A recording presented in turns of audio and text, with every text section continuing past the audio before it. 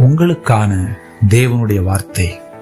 கர்த்தருடைய வேதம் குறைவற்றதும் ஆத்துமாவை உயிர்ப்பிக்கிறதுமாயிருக்கிறது. சங்கீதம் 19:7. பாருங்கள், இன்றைக்கு அநேக கொள்ளைகள், பலவிதமான எதிர்ப்புகள், பொறாமைகள், பலவிதமான தீமைகள் நடந்து கொண்டே இருக்கிறது.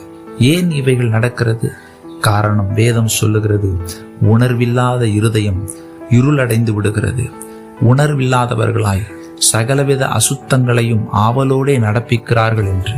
ஆம் பிரியமானவர்களே, உணர்வற்று இருக்கும்போது என்ன செய்கிறோம் என்ற ஒரு புரிதலே இல்லாமல் தவறுகளில் ஈடுபடுகிறார்கள்.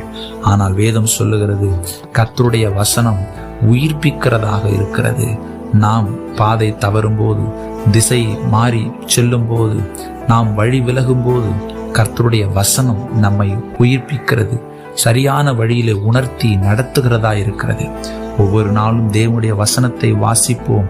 அந்த வசனம் நம்மை உயிர்ப்பித்து சரியான வழியிலே நம்மை நடத்தும், ஆசீர்வதிக்கும். ஆமென்.